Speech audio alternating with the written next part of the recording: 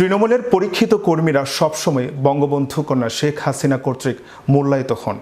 New ইয়র্কের আব্দুল কাদের মিয়া তারই সর্বশেষ উদাহরণ।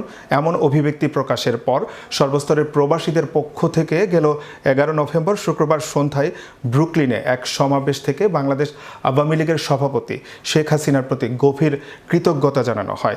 এটির আয়োজন করা হয় বঙ্গবন্ধু ফাউন্ডেশনের যুক্তরাষ্ট্র শাখার সাধারণ সম্পাদক ও নিউ ইয়র্ক মহানগর আওয়ামী লীগের অন্যতম সহসভাপতি আব্দুল কাদের মিয়াকে চট্টগ্রাম উত্তর জেলা আওয়ামী লীগের উপদেষ্টা নিয়োগের জন্য। সকলেই রাজনীতিতে কাদের মিয়ার উত্তরোত্তর সাফল্য কামনা করে সংক্ষিপ্ত বক্তব্য রাখেন। আমাদের উদ্দেশ্য দেখে, লক্ষ্য দেখে, বাস্তব ভিত্তিক কিছু কর্মকাণ্ড মাঠে দেখে যেন আপনারা অরাজনৈতিক ব্যক্তি যারা আছেন, সমাজের সাধারণ মানুষ যারা আছেন এবং রাজনীতি মানুষের অধিকার, যে যার ইচ্ছা যার যার রাজনীতি আপনারা করবেন, কিন্তু তার মধ্যেও কিন্তু ভালো মানুষকে আকর্ষণ করার অনেক লোক আছে, সাথে কাঁধে কাঁধ মিলিয়ে সুখ দুঃখের সাথী হয়ে যারা জীবনযাপন করতে পারে।